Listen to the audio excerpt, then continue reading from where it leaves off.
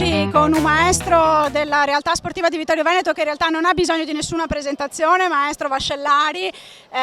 Ti conoscono tutti, maestro, io stessa sono stata una tua allieva, ma per chi ancora non sapesse chi sei, dici tu, che sport ci porti oggi in piazza? Lo sport più diffuso, noto e che ha avuto il maggior numero di risultati a Vittorio Veneto.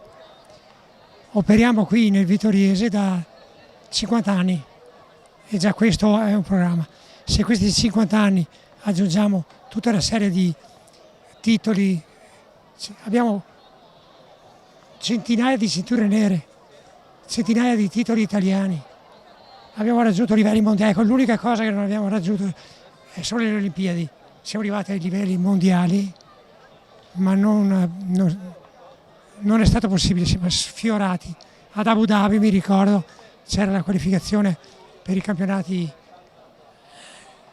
mondiali praticamente, e lì l'ultimo incontro l'abbiamo perso. Vabbè. Comunque in generale è uno sport che basa le sue radici sul rispetto, sull'amicizia reciproca e l'amore, tutte cose che sembrano scomparse oggi come oggi, dove si ascoltano le notizie che riguardano l'odio, la violenza, la sopraffazione. Io lo continuo a ripetere, specialmente ai genitori che arrivano a me, che quando si pratica il judo si pratica lo sport delle cose proibite, perché tutto quello che nelle famiglie, nella scuola, nelle istituzioni è proibito, da noi è permesso. Un esempio, non so, se io adesso prendessi la Lorena e le mettessi le mani addosso, lei dice: maestro, ma cosa fa? Giustamente. Invece nel judo si insegna, fai le prese, prendi, tocca, elimini i contatti.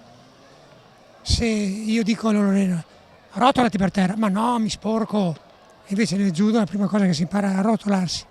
Peggio ancora, cadi, no, dopo mi faccio male. Invece nel judo la prima cosa che si insegna è saper cadere. Ecco, quindi non mi fermo qua nella spiegazione, ma potrei parlare.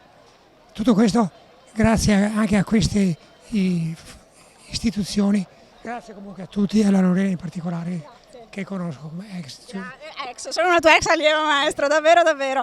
Grazie del tuo contributo a questa eccellente giornata. Vi aspettiamo quindi al Palazzetto dello Sport con il maestro Vascellari per le lezioni di judo, aikido e arti marziali. Ricordiamoci, al Palazzetto c'è una grande offerta. Grazie ancora.